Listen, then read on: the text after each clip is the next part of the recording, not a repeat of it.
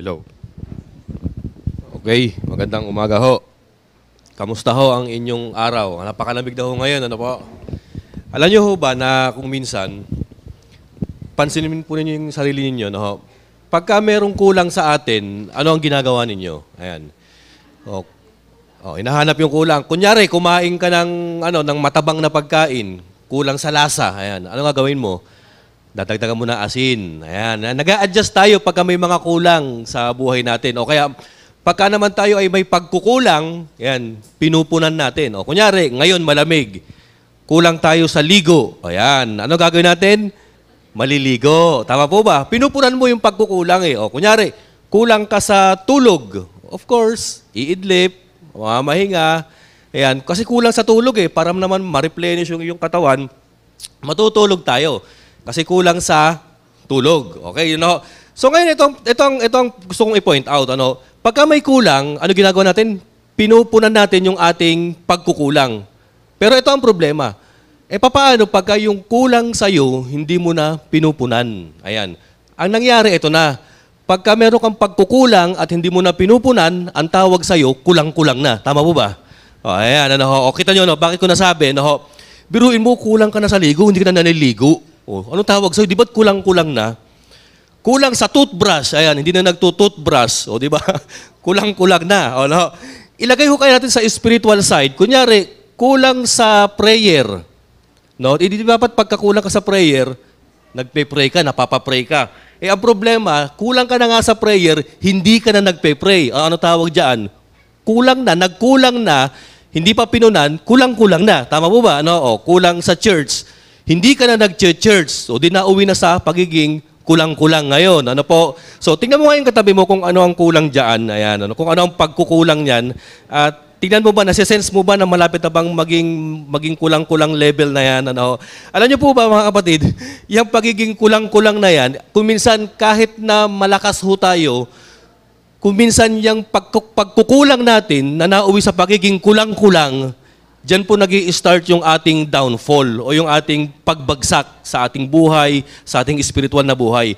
Anyway, church, ang tinuturo ko sa inyo ngayon, o ang ituturo ko sa inyo, o i-share ko sa inyo ngayon, walang iba po kundi ang buhay ni Samson. Ito po yung title ng ating mensahe. Nung nakaraan yung chapter 13, yung kanyang pagkasilang. So, nakita naman natin na yung kanyang pagkasilang, talagang lahat na lang ng paghahanda ibinigay ni Lord. Biruin mo, pinanganak siyang malakas. Pinanganak siyang blessed. Pinanganak siyang merong godly parent. Biruin nyo lahat na lang, at pinanganak siya na may impluensya ng Espiritu ng Diyos. Lahat na lang ng meron, lahat na lang ng merong maganda, pati bright future or promising beginning, ibinigay na kay Samson. Kaya lang the problem with Samson, nagkaroon siya ng pagkukulang. At yung pagkukulang niya, hindi niya pinunan. Kaya ang ending ng kanyang buhay, naging isa siyang kulang-kulang. Tama po ba? So itong title, Strong Man's Downfall. Kahit na malakas si Samson, meron siyang kahinaan at yung kahinaan na yan, yung pagkukulang niya, doon siya bumagsak. Actually, sabihin ko na sa inyo, ang pagkukulang ni Samson, basically ito lang naman kulang sa disiplina. Kulang sa self-restraint or self-control. Kulang sa relationship kay Lord. Kasi you will never see Samson praying and talking with God except na lang doon sa last part ng kanyang buhay. Wala kang makikita na si Samson ay nakipag-communicate kay Lord. Ang kanyang communication puro sa mga babae. Ayan, Kaya yan po yung nagpabagsak sa kanya. Matindi na yung kanyang pagkukulang spiritually, hindi pa niya pinunan. Kaya ang nangyari kay Samson, isa siyang taong kulang-kulang. Pero tignan po natin yung kanyang kwento. So bago natin basahin yan, o bago tayo punta sa outline, ikwento ko lang sa inyo ito. Actually, ang nangyari kay Samson, pagdating sa chapter 14, ito na, nagpunta siya sa Timna.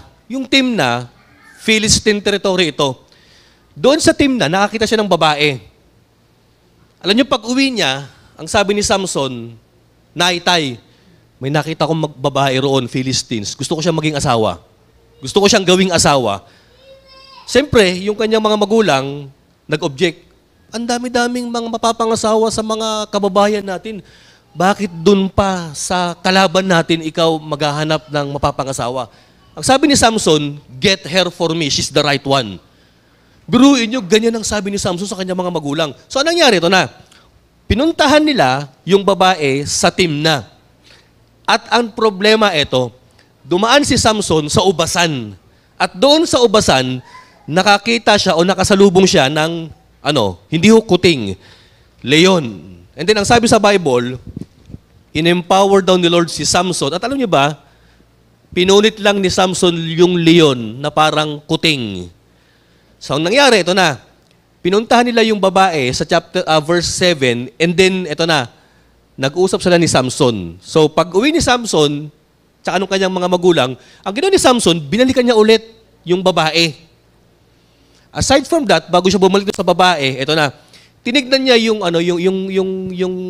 bangkay nung leon na napas lang niya, at pagtingin niya, may honeybee. Kumuha siya ron, kinain niya, at nag-take out siya, at ibinigay din sa kanyang magulang. Pero, hindi niya sinasabi. So, pagdating doon sa Timna ulit, second time niya nagpunta roon, nag-propose sila ng kasalang magaganap. So, si Samson, binigyan siya ng 30 companions o 30 na abay na lalaki. Kaya lang ito si Samson, dahil sa nagpabida siya, nagbigay siya ng bugtong. O, bugtong-bugtong. Ngayon, doon sa bugtong ni Samson, ang sino mang makakasagot, bibigyan niya ng 30 pirasong mga gandang damit. Ngunit, kung hindi naman masagot, siya naman ang bibigyan ng 30 pirasong mga gandang damit. In short, yung bugtong merong halong pustahan. So ito na nangyari. Hindi mahulaan nung 30 kalalakihan yung bugtong ni Samson. Kaya ang ginawa nung 30 kalalakihan, hinaras yung kanyang mapapangasawa para alamin kung ano yung sagot. So, siyempre, yung babae, drumama kay Samson for 7 days, mahal, kung mahal mo ba talaga ako, sabihin mo sa akin kung ano ang bugtong. Nung una, ayaw sabihin ni Samson, pero syempre, alam naman natin na si Samson, bagamat malaki ang katawan, may karupukan, sinabi rin niya yung sagot. So ito na, nung nasagot nung 30 kalalakihan, yung sagot ni Samson, ano yung nangyari kay Samson? Nagalit, nag-init ang ulo, umalis, at pumunta dun sa kampo ng kalaban, at alam nyo ba, nakapas lang siya ng 30 soldiers na Philistines at sa kanya kinuha yung mga damit ng mga iyon at yun ang ibinigay niya sa kanilang pustahan. Dahil sa sobrang inis ni Samson, alam niyo ba ang ginawa niya?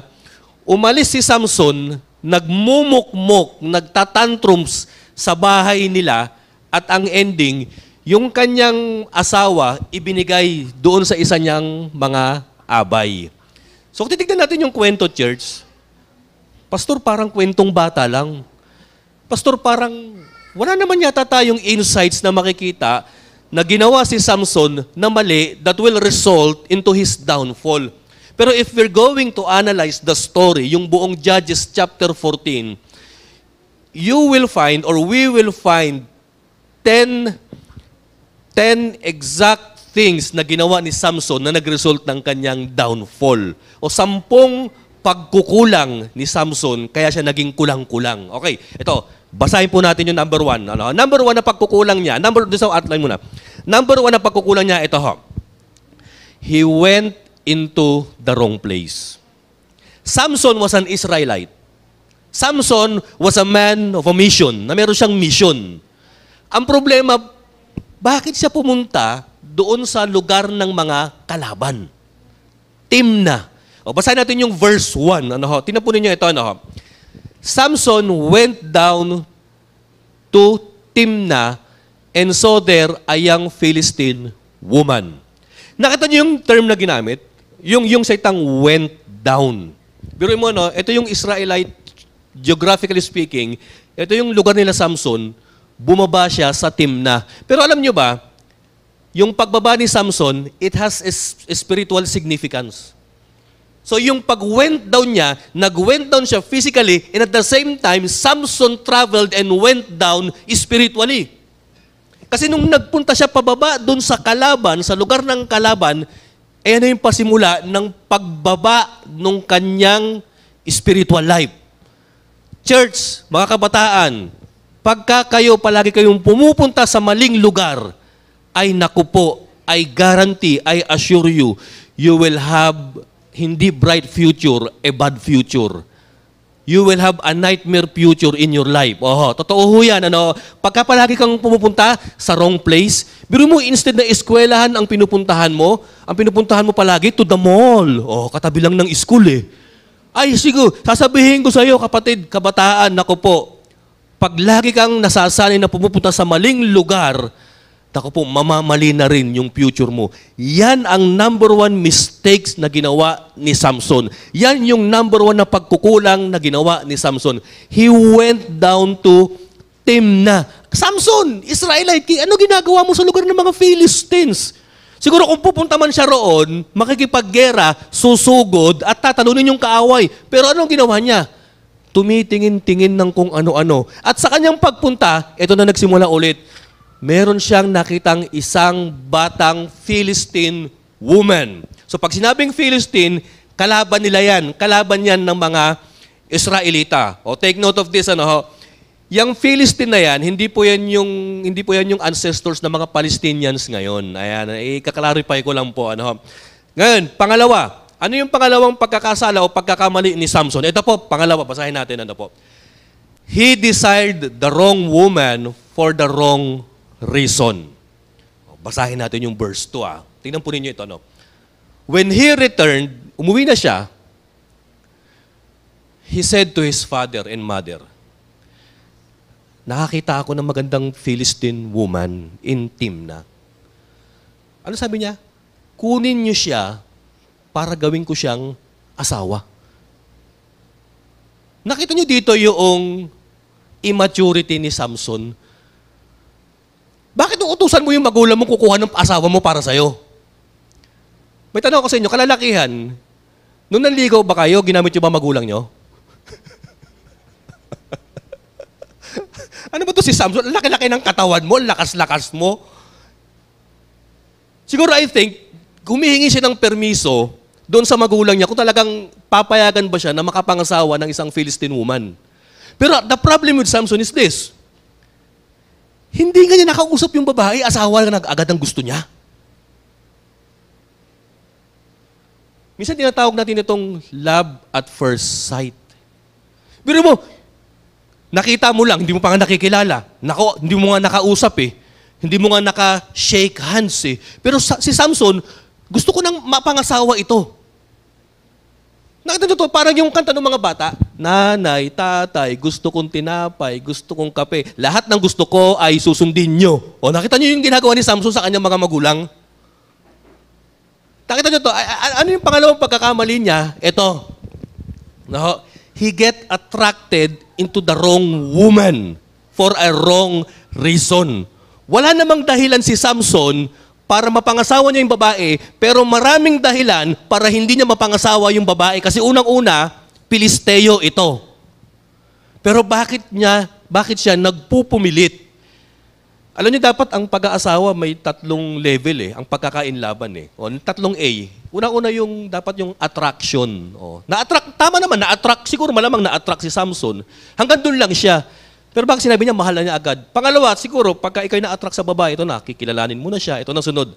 Nakakaroon na ng admiration. Humahanga ka na sa kanya. Humahanga na, nagagandahan ka na, nagagalingan ka na, nababaitan ka na sa kanya. And then sunod, ito na, napapamahal ka na sa kanya. O, yan, nai-inlove ka na sa kanya. So, yan yung tatlong level. Si Samson, unang level pa lang, nakita mo pa lang gusto mo na agad, asawa. O, biruin mo, he get attracted into the wrong woman for a wrong reason. Ano kaya sa tingin nyo ang reason kung bakit biglang tumibok ang puso ni Samson? Ang tingin ko rito lust umiral yung kanyang yung seeking pleasure na ugali ni Samson sa kanyang buhay. Pangatlong dahilan kung ano yung niya.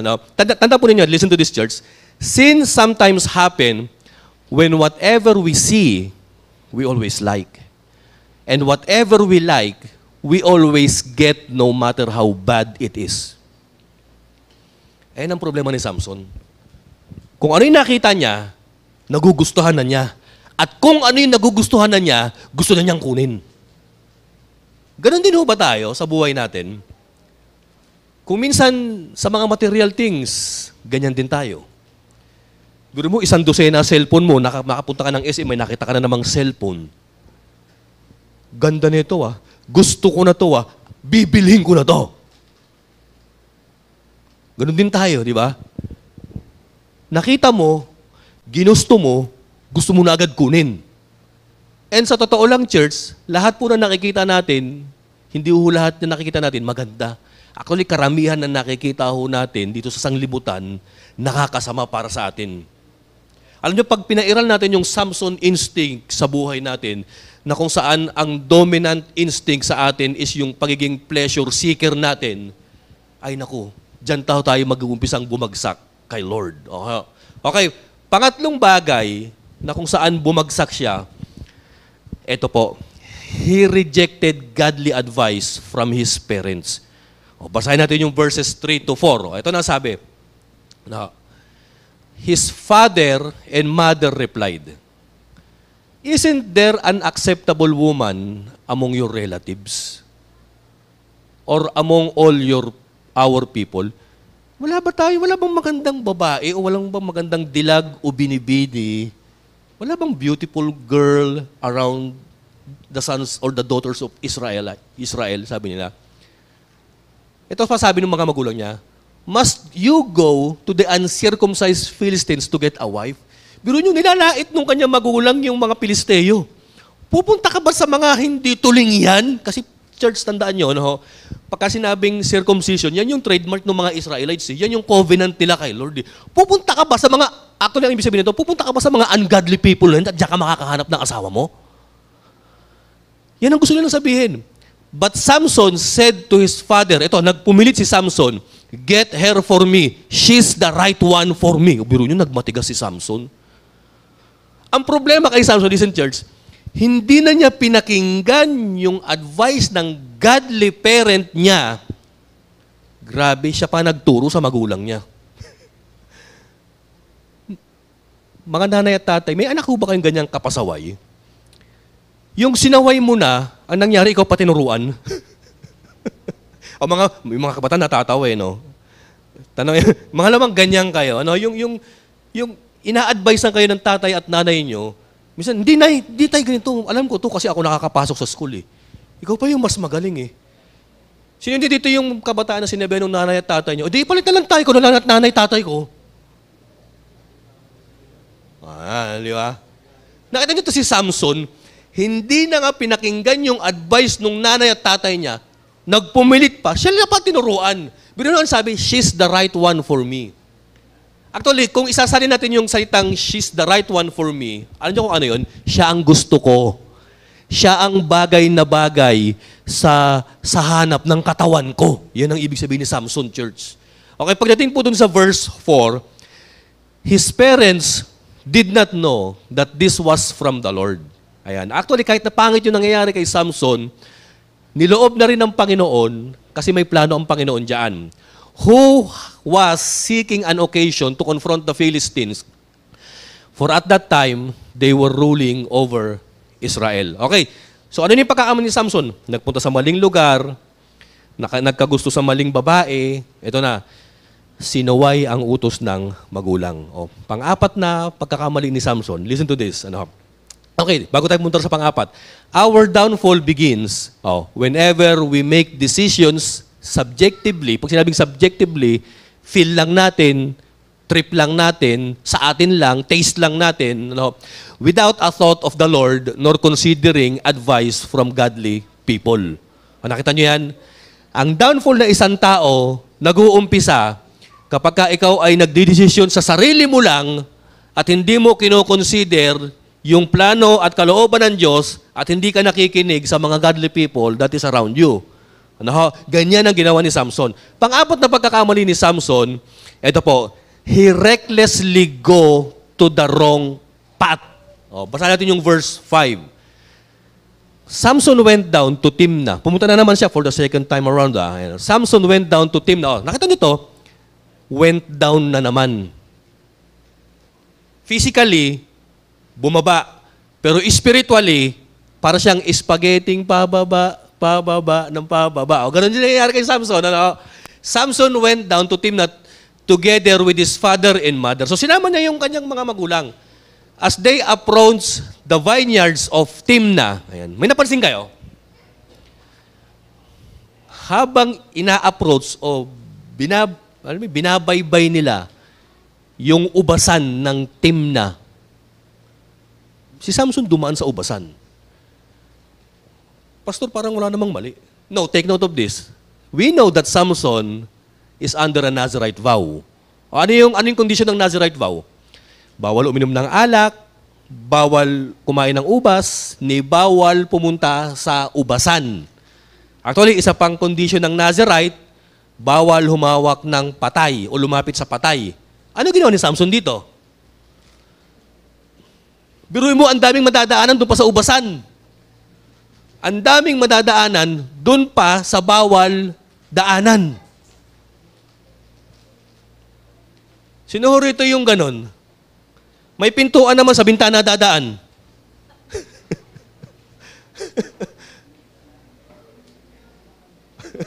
May pintuan naman, bubutas ng kisame, doon dadaan.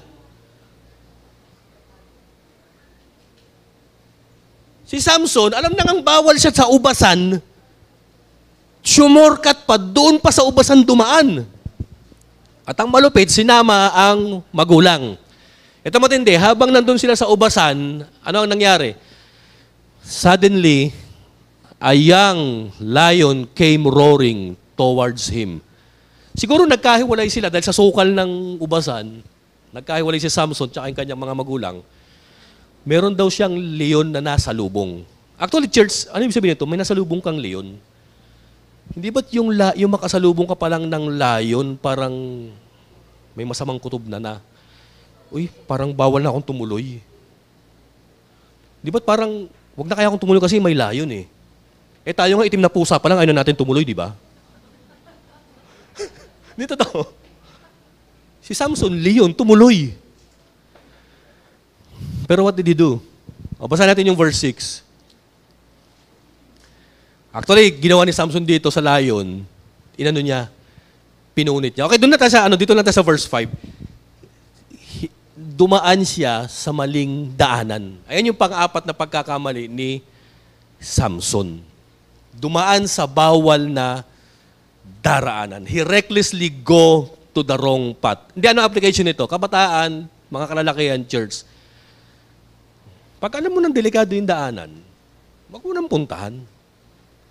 Pag alam mo marami ng tukso, ikat mo na.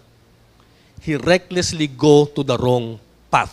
Okay. Sunod, ano yung panglimang mali ni Samson? Ito po, panglimang mali niya.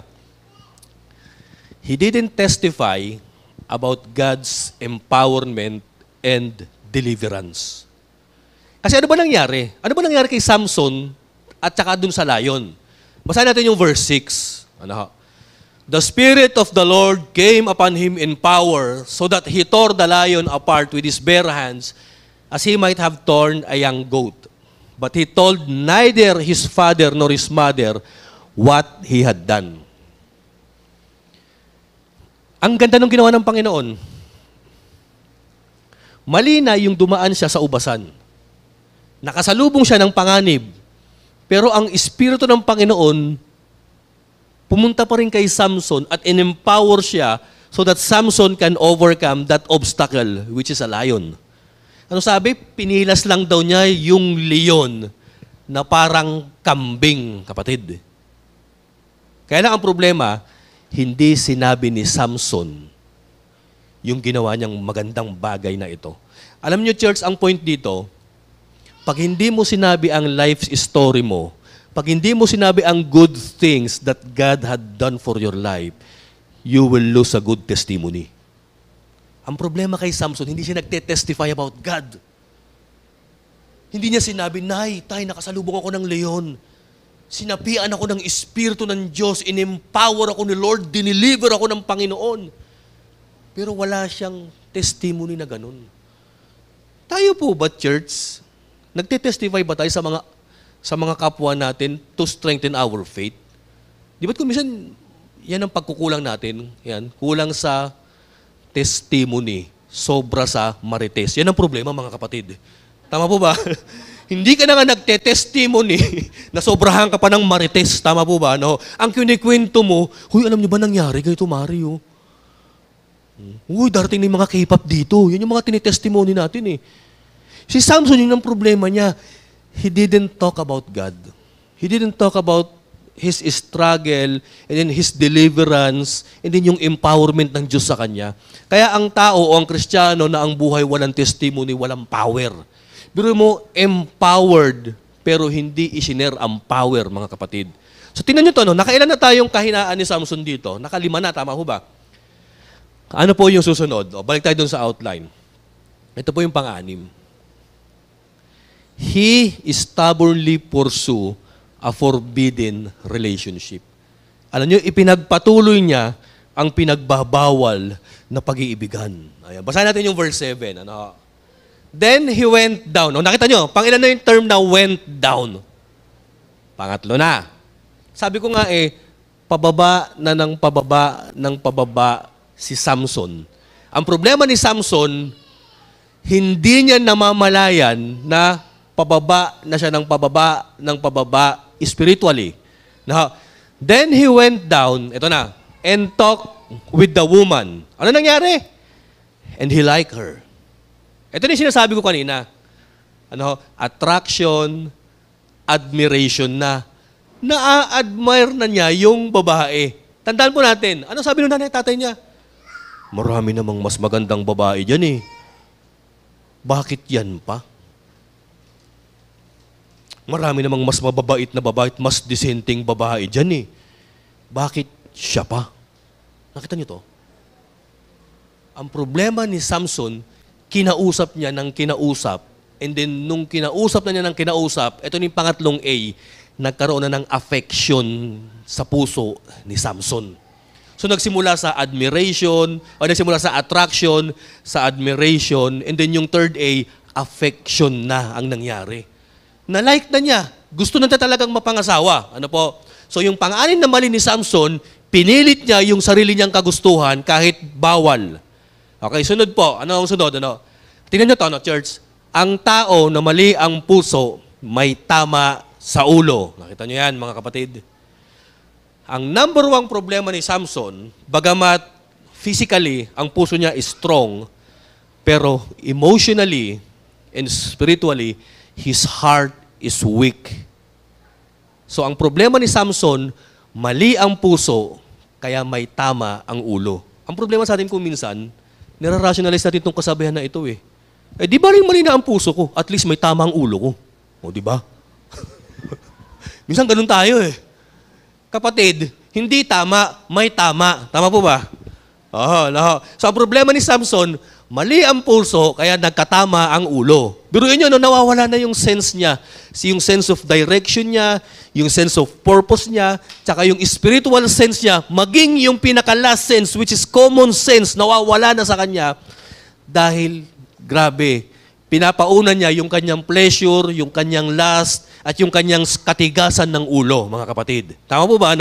Ngayon, ano yung pangpitong sablay ni Samson? Ito po yung pangpito, He defiled himself and others with uncleanliness. Dinefile niya yung sarili. Ibig sabihin yung dinefile, dinesecrate. Inalisan ng kabanalan. Ayan, dinumihan. Basahin natin yung verses 8 to 10. Ayan, verse 8. Doon muna sa verse 8. Sometime later, nakilala ninyo yung babae, nakausap na niya, type na niya, crush na niya. Sometime later, when he went back to marry her, he turned aside to look at the lion's carcass. Biro mo ito ginawa ni Samson. Pabalik na naman siya sa Timna, biro mo naisip na naman niya yung kuting na napatay niya. Ano na kaya ang itsura nung kuting, nung lion na pinatay ko? Inuud na kaya? Nag-decompose na kaya? Nawala na kaya? Naagnas na kaya? So nung sinilip niya, ito nangyari. In it was a swarm of bees and some honey. Pagtingin niya, grabe naging bahay nung bees. May honeybee. May pukyutan, wow. Honeybee, ang sarap nito. Ano ginawa ni Samson? Pagdating sa verse 9, ito po ang ginawa niya. which he scooped out with his hands and ate. As he went along, when he rejoined his parents, he gave them some, and they too ate it, but he did not tell them that he had taken the honey from the lion's carcass. Nakita niyo to? Ano ang bawal na ginawa dito ni Samson? Nazirite vow. Bawal humawak ng patay. Biro niyo, no? Ito nakakagulat eh. Di ba dapat ang isang patay na leon, dapat dyan ang umaali-aligid, hindi bubuyog, bangaw, uod. Pero nagulat siya, bubuyog, tapos may honeybee. Ginawa ni Samson ito, tinikman. He violated his vow. At ang nakakalungkot, he defiled himself and he also defiled other people sa pamamagitan ng pagbibig. Biro mo, nag-take home ka pa ng karumihan sa bahay ninyo. Nag-take home siya ng pinagbabawal na pagkain at inabot pa niya sa kanyang magulang na hindi niya sinasabi. Hanggang yan. Pagdating sa verse 10, ano pa ho ang karugtong? Now his father went down to see the woman, and Samson made a feast there as was customary for the bridegroom. Ano ginawa dito ni Samson? Ito pa, pangalawang defilement na ginawa ni Samson sa kanyang sarili. Alam niyo kung ano ginawa niya? He made a feast. Gumawa siya ng party. And alam niyo ba, kapag sinabing party, may alak. Ano na naman ang problema ni Samson sa alak? Nazirite vow. Bawal nga kumain ng ubas eh. Di natural, mas bawal uminom ng alak. Kasi ang alak, galing sa ubas. So yung ubas nga, bawal eh. Hindi yung alak pa kaya. So bawal siyang uminom ng alak, pero biro nyo, no, siya pa yung nag-sponsor, siya pa yung nag-host ng party ng inuman, mga kapatid. So dito pa lang, church, ano ibig sabihin nito? Si Samson, wala siyang, alam nyo to, wala siyang sensitivity, wala siyang disiplina sa sarili niya. Na kahit na anong meron dyan, iti-take niya. Na kahit na anong dumating dyan, titirahin at kakainin niya. Wala siyang self-control at wala siyang sense of responsibility sa kanyang Nazirite vow, mga kapatid. Church, kapag kaganyan din tayo sa pananampalataya natin, yung wala tayong sense of responsibility about our faith, yan, magsisimula ang downfall natin kagaya ng nangyari kay Samson. Ano ba yung karaktong dun sa outline? Listen to this, church. Samson's desire to see always led him to sin and defile others. Tandaan niyo po, mga kapatid, church, the moment na nagkakaroon tayo ng pagnanasang makakita, kasi sa totoo lang, hindi na dapat tignan yung patay na leon eh. Pero bakit nagnasa pa siyang tignan ulit? Nung nakita niya may honey, nagandahan lalo yung mata niya sa honey nga eh, in-scoop, tinikman. Nakita niyo to, the moment na nagnanasa tayo at pinapairal natin yung sight natin sa mga maling bagay, ayan na, the moment na nagkakasala tayo at nadidefile natin yung sarili natin, at hindi lang yung sarili natin, maging yung kapwa natin nadadamay natin. Listen to this, church. Di ba't ganyan yung ginawa ng ahas kay Eva? Yung sa Genesis 3:6. Ano sabi dito? Basahin natin yung Genesis 3:6. Ano ho? When the woman saw that the fruit of the tree was good for food and pleasing to the eye. Nakita nyo yan? Ganyan ang problema ni Samson. Samson saw the Philistine woman as a person pleasing to the eye. Samson saw the lion's carcass as pleasing to the eye. Pinapairal niya yung mata niya para siyang si Eva. Noong nakita rin ni Eva na yung prutas is good for food and pleasing to the eye. Nakita niyo to? And also desirable for gaining wisdom. Kinain ni Eva yung pinagbabawal na prutas ni Lord. Ano pa nangyari? Binigay niya kay Adan. Di ba't ganyan din yung ginawa ni Samson? Umiskop ng honey, kinain, inabot sa nanay at tatay. Hindi ba, church, ang mga kabataan ganyan din?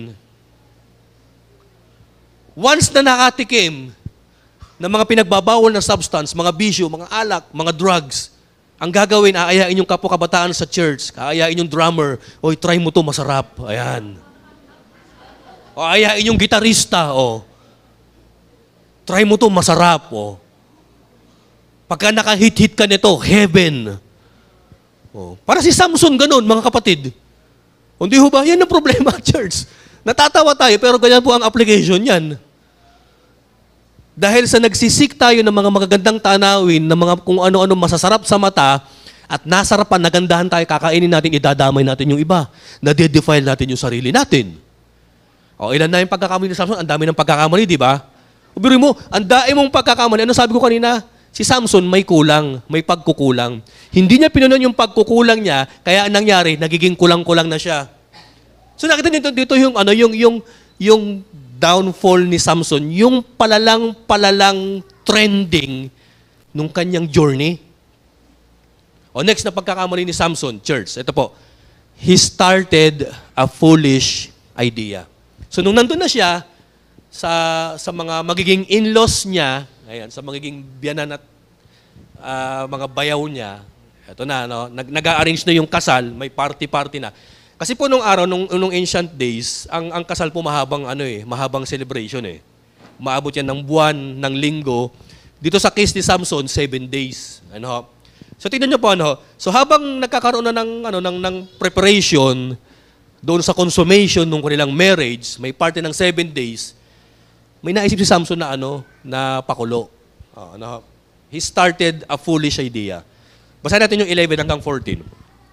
When he appeared, he was given 30 companions. Kung magtataka kayo, bakit nung bumalik si Samson sa team na, bakit siya binigyan ng 30 kalalakihang, actually abay to abay. Bakit ang daming abay? No. Yung mga kasal na nakikita ko, konti lang abay, sandamak makaninong at ninang Ito marami abay. Ba't kaya maraming abay? Ano kaya ang purpose ng mga Philistines? Why did they give Samson 30 men companions? Parang, alam niyo kung ibig sabihin nito? Kaya ibinigay yung 13 kalalakihan kay Samson, para kasi alam ng mga Filisteo na si Samson malakas Para kung sakaling nagwala ito, nag-freak out, o kaya nag-tantrums, 30 kalalakihan yung sasaway sa kanya. So biruin nyo, may idea yung mga Philistines about Samson's strength. Biruin mo, binigyan kang 30 kalalakihan, hindi para protektahan ka, para pigilan ka, para isuppress ka pag nagwala ka. Ayan, binigyan sa kanya 30 dami, no? Ngayon sabi ni Samson, dun sa 30 tsuwari-wari-wap niya, ito sabi niya, let me tell you a riddle. May bugtong ako. Ano yung bugtong niya? Samson said to them, kung mahuhulaan nyo ito, hanggang sa matapos yung 7 days na party-party natin, bibigyan ko kayo ng 30 pirasong magagandang mga damit, sabi ni Samson. Okay, yung sa verse 13, basahin natin pag nahulaan, Ngayon, kung masasagutan ninyo, yung bugtong ko, pag ako natalo sa pustahan, sabi niyang ganyan, ako naman ang magbibigay ng 30 pirasong magandang damit. Pero pagka hindi nyo nahulaan, pagdating ng 7 days, bibigyan nyo ako ng 30 pirasong damit. Sabi ng mga kalalakihan, yung 30 kalalakihan, sige nga Samson, ano yung bugtong mo? Ano yung pustahan natin? Ito sabi niya, he replied, out of the eater, something to eat. Ayan. Mula sa mangangain, may lumabas na makakain. Out of the strong, something sweet. Mula sa malakas, merong matamis. For 3 days, they could not give the answer. Actually, ang sagot dun sa bugtong ni Samson, alam niyo po kung yung kanyang experience doon sa lion and its carcass. Actually, ang sagot, lion tsaka honey. Yun yung sagot Ang problema, 3 araw na, hindi na mahulaan nung 30 malalakas na kalalakihan yung bugtong ni Samson. So, biro mo may pustahan, 3 araw na, 4 na araw na lang, hindi natin mahulaan. Ako po, obligado tayong magbigay kay Samson ng magagandang damit at magagandang kasuotan. So, nai-stress na yung 30 kalalakihan. Ano ginawa nila? Pagdating po rito, yan po yung unang mali, yan po yung isang mali ni Samson Nakaisip siya ng foolish idea that will eventually at the end of the story will backfire on him. So yan po yung pagkakamali niya. Sunod po na pagkakamali niya, aside from nakaisip siya ng foolish and stupid idea, ito po. Pero ito nakakalungkot kay Samson Pero mo, ikaw yung nakaisip ng kalokohan. Ikaw yung nakaisip ng foolish idea. Ikaw yung nakaisip ng stupid idea. Pero mo, ikaw yung promotor ng kalokohan. Church, ang pangit naman siguro kung sakaling ang Kristiyano, sila ang promotor ng kalokohan. Tama po ba? Buro mo ikaw, may mga unbeliever kang friend, aayay mo, tara sabong tayo. Di ba tang sagwa nun? Tara magkasino tayo. Bago tayo magkasino, mag-pray muna tayo kay Lord na manalo tayo, ha? Hindi ba ang sama nun? Actually, ganyan yung ginawa ni Samson, eh. He started a foolish idea. May bugtong-bugtong ako, tapos pag di nyo nahulaan ng bugtong ko, pustahan tayo, kukunin ko yung 30 damit na magaganda, pag natalo ko, magpuproduce ako ng 30 damit, bibigay ko sa inyo. Pustahan! Saka nakakita ng man of God na nag-aaya ng kalokohan. Mga kabataan Kristiyano, kayo ba nag-aaya ng kopyahan sa school ninyo? Networking tayo, kopyahan. No? Kayo ba ang nag-aaya ng cutting sa school ninyo? If that is so, naku po, meron kayong Samson syndrome sa buhay ninyo, church. O kaya na, ang problema ito na, hindi mahulaan, nung 30 kalalakihan, yung kwento, so biro mo matatalo sila sa pustahan eh. Obligadong magproproduce sila ng mga gandang damit para ibigay kay Samson. No? Ito ang ginawa nila. Ito ang problema ni Samson, yung pangsyam na nangyari kay Samson, he was manipulated and deceived by ungodly people. Basahin natin yung karugtong from verses 15 to 18. Ito na nangyari. On the 4th day, they said to Samson's wife, listen to the term, coax your husband. Pag sinabing coax your husband, utuin mo. Grabe yung term, no? Si Samson pala, bagamat malaki katawan, uto. Totoo, yan yung term eh, coax. Utuin mo yung husband mong husband mong ampaw, malaki katawan pero mahina ang sense. Utuin mo, sabi nila. Utuin mo yung asawa mo para ipaliwanag sa'yo at sabihin sa'yo yung sagot doon sa kanyang hula, doon sa aming pustahan. Kung hindi mo gagawin yan, pinagbantaan nila papatayin namin kayo. Pinagbantaan ng 30 kalalakihan yung kababae nila Ito na nangyari sa verse 16, then Samson's wife threw herself on him, sobbing, you hate me, you don't really love me, you've given my people a riddle, but you haven't told me the answer. Han, talagang mahal mo ako. Bakit mo ginawa sa mga kababayan ko yan? Binigyan mo sila ng bugtong na mahirap na sagot, binigyan mo pa sila ng matinding pustahan, tapos sa akin di mo sinasabi yung sagot. Hindi mo talaga ako mahal. Naging dramatic actress ng kanyang misis, mga kapatid. Mga misis, ganyan ho ba kayo pagdating kay mister? Pag meron tayo tuloy, kayo lang. Pag meron kayong hinihingi sa mga mister ninyo na gustong-gusto ninyo, ganyan ba kayo o naglalambing kayo? Ito ibang lambing ito Lambing na may panlilin lang ito No? Lambing na may pambra-blackmail Sige nga kung mahal mo ako, sabihin mo sa akin yung sagot. No, di ba? Kayo ba mga misis, ganyan din ho ba kayo sa mga mister ninyo? Sige nga kung mahal mo ako, pariband mo nga ako. Ayan. Sige nga kung mahal mo ako, pakulahin mo nga yung buhok ko. Ayan, Yan yung mga minsan pambablackmail no? Ayan. Ganyan yung ginawa nung mapapangasawa ni Samson sa kanya. At ang malupit dito, inaraw-araw si Samson. Kaya ang nangyari, actually ang sabi ni Samson sa kanyang misis, pati nga yung sagot, hindi ko nga sinasabi sa nanay at tatay ko, sa'yo pa kaya. Kaya ang nangyari, pagdating ng ikapitong araw, si Samson sumuko, bumigay. Ito yung basahin po ninyo, verse 17. She cried the whole 7 days. Biro mo, nagmumukmuk yung misis mo. Nagtatatantrum. So, siyempre, pagka ganyan ba naman, isasabihin mo na. So, on the 7th day, he finally told her because she continued to press him and she in turn explained the riddle to her people. O sinabi na yung sagot. Pagdating doon sa verse 18, before sunset on the 7th day, bago mag-cut off doon sa kanilang tinakdang pagbibigay ng sagot, the man of the town said to him, ito, biro mo, inasar-asar pa si Samson, sarcastic pa yung pagkakasagot What is sweeter than honey? What is stronger than a lion? Nasagutan nga yung bugtong niya. Samson said to them, if you had not plow with my heifer, you would not have solved my riddle. Actually, nagsabi ng kataga si Samson Kung hindi ninyo ginamit yung aking dalagahing pang-araraw, hindi nyo masasagot yung bugtong ko. Balik tayo dun sa outline. Dun sa Ito, he was manipulated and deceived by ungodly people. Alam niyo, pagka-Kristiyano ka at yan ang nangyari sa'yo, biruin mo, nagoyo ka ng unbeliever. Napagamit ka nila ng drugs. Nasabi mo yung hindi dapat sabihin. Nasabi mo yung sikreto. Naibigay mo yung hindi dapat ibigay. Mga kabataang babae, naibigay mo yung dapat hindi ibigay. Dahil blinakmail ka.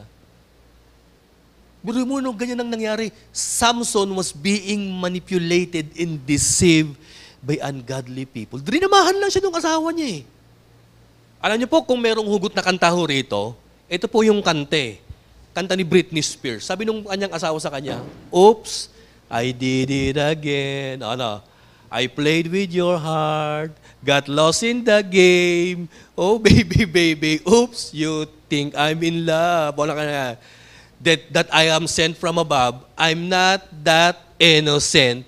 O, sabi ko na asawa niya, yay, yay, yay, yay, yay, yay. O. Di ba pasok na pasok yung kanta? O kung si Samson naman may kanta, ito kanta niya. O, "Foolish heart, ano, hear me call."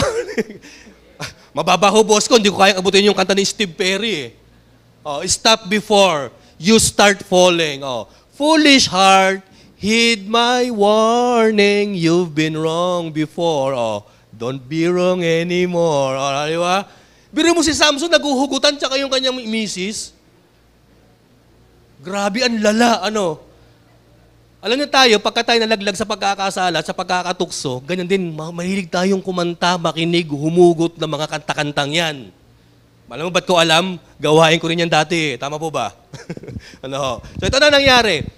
Pang-sampung mali ni Samson, ito po, pang-sampung mali niya, he was empowered but emotionally out of control.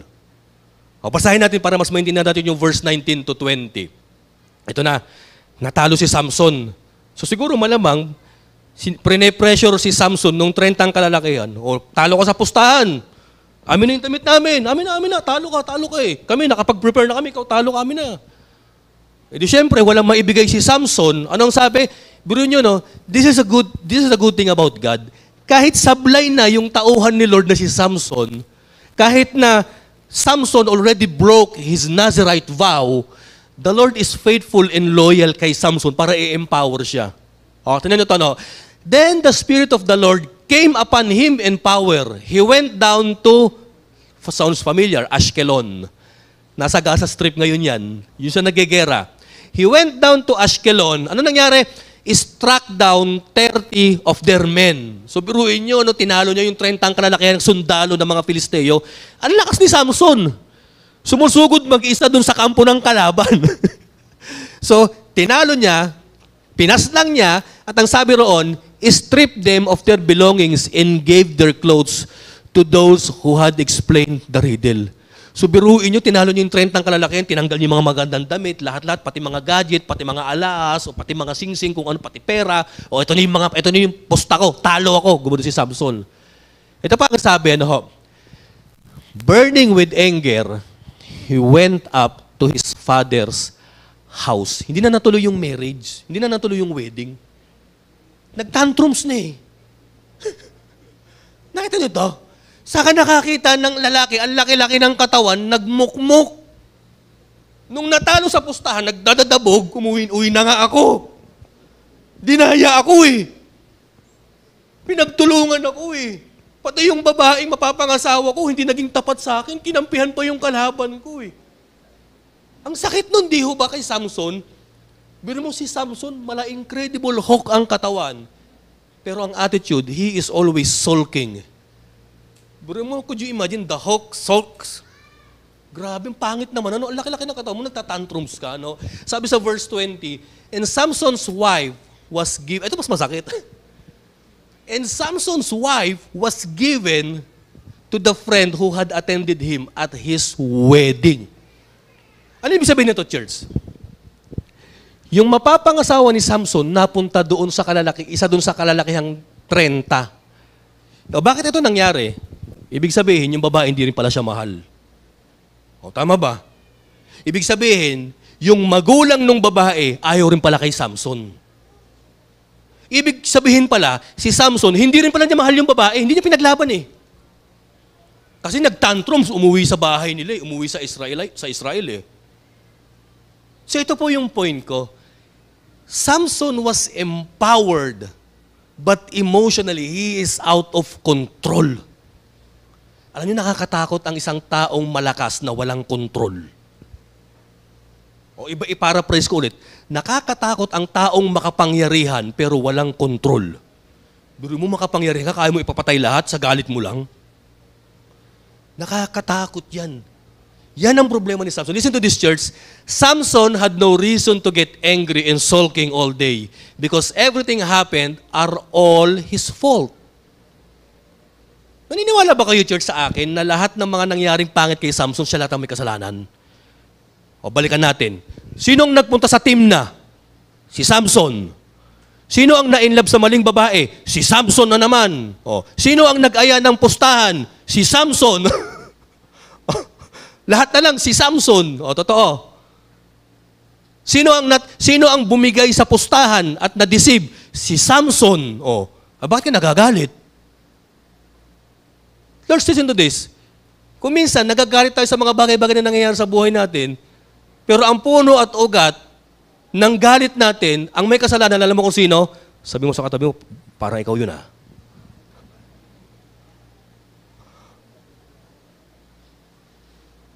Tayo mga estudyante, nagagalit tayo, bakit tayo bagsak? Pamihira, magdamag ML eh. Tayo mga kababayan, kayo lang pala, kayong mga kababayan, nagagalit kayo, bakit wala na kayong pera? Lazada at saka Shopee. Tapos sisisihin nyo si mister nyo. Nakita nyo, church? Minsan nagiging ganyan tayo kagaya ni Samson eh. Nagagalit tayo sa mga bagay na nangyari sa atin, pero ang punot dulo ng mga bagay na yan at ang punot dulo ng may kasalanan na yan, sabi mo sa katabi mo, tayo yun. O tingnan niyo po ito, no? Sometimes, our foolishness will put us into public humiliation and embarrassment. O nakita niyo yan nangyari kay Samson. Alam niyo, church, ako meron akong, actually, kapitbahay, kaibigan ko, nung kami nakatira sa Predel eh. Etong taong ito, malakas katawan niya kasi may edad siya sa amin eh, sa mga kaibigan namin eh. Talagang bato-bato katawan niya eh. Kaya lang meron siyang Samson instinct. Mahilig siya magpakitang gilas sa amin. Minsan bagong taon, alam niyo ginawa niya? Kumuha ba naman ng labintador, hinawakan niya. Sabi niya sa akin, Nick, sindihan mo, hindi puputok yung kamay ko. Di ako naman, bugoy-bugoy, kabataan. Sinindihan ko, di nakaganon siya. Pumutok, pa! Patay, pumutok yung kamay. Tignan mo, oh, wala yan, walang dugo. Parang Samson eh. Minsan may dumadang, may paparating na sasakyan, kotse, sabi niya sa amin magbabarkada, tignan mo, papasagasa ko yung paa kung di masakit. Dumaan yung owner, pinasagasa yung paa eh. O, kala nyo masakit? Hindi. Talagang, sabi ko makulit, talagang makulit to ah. Ang problema niya, malit na tao lang kasi siya eh. Minsan may ginigibang pader sa kapitbahay namin, nag-volunteer. Kinuha yung maso. Ang problema yung maso, mas malaki pa sa kanya, para siyang si Thor. Unang buwelo ng maso, pagkaganyan niya, sumama siya eh, nalaglag. Tulong neck, sabi sa akin. Sabi ko, how stupid this man is. Now, dahil sa kanyang sariling kalokohan, pagmamagaling, pagmamaalam, pagpapasikat, he end up ending being humiliated and embarrassed. Alam niyo, minsan, para din tayo si Samson eh. Gusto natin magpasiklab, gusto natin magpakitang gilas.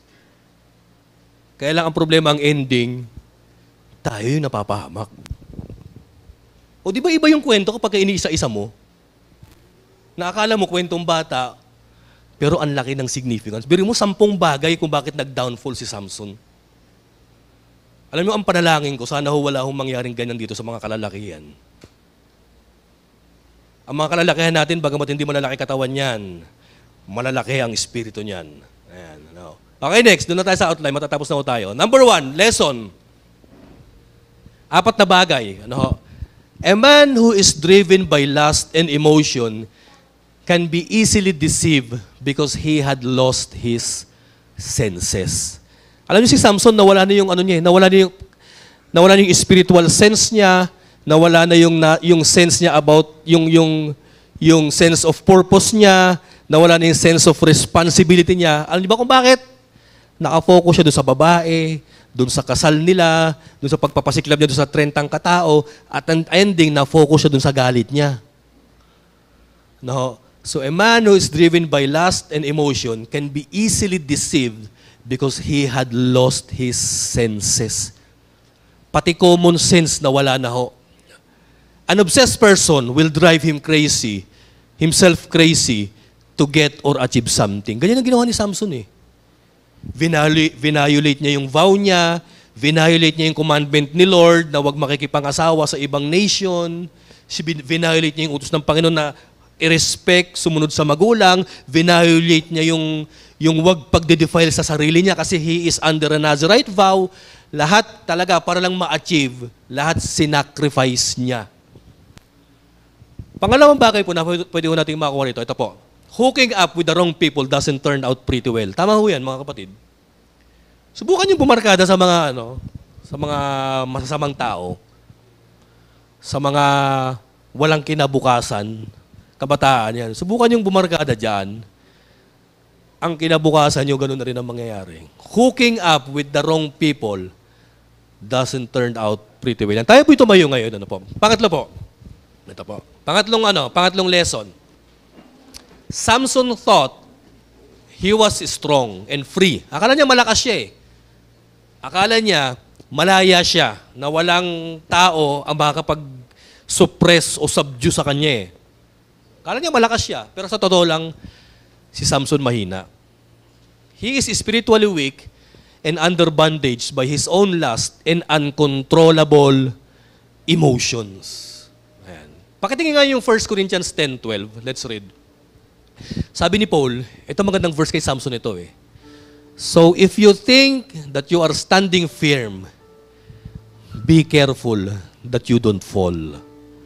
Akala ni Samson, he is invincible. Akala ni Samson, he is like Incredible Hulk, Superman, o kung sino-sinong superhero o anime hero. Pero lahat tayo may weaknesses eh. At yung small weaknesses sa buhay natin, yan yung ginagamit ni Lord para tirahin tayo, para kutingtingin yan ni Lord sa buhay mo at magkaroon tayo ng downfall sa Kanya. Ano po? Last, ito po. Ito po pinakagusto ko eh. Alam niyo, kung titignan natin si Samson, he is appointed by God, pero nakaka-disappoint. Nakita niyo to? Appointed ka, pero ang ginawa mo, puro disappointments.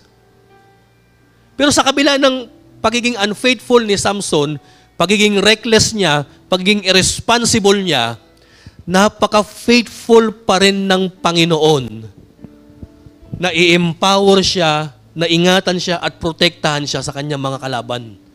Despite Samson's flaws, God works behind the scene and use it to accomplish His plan for His people. Biruin mo, no, si Samson kahit mumukong-mukong yan, ginamit pa rin ng Panginoon para i-deliver ang Israel mula sa kalaban ng mga malulupit na Pilisteo. Church, sana wag ho natin ma-misinterpret ito. Ano? Baka minsan maisip natin, ay okay lang pala magkamali ako. Kasi may tag-edit naman ang buhay ko eh. Si Lord. Wag yan, wag yan. Hindi ho yan ang gusto ituro dito ng Bible.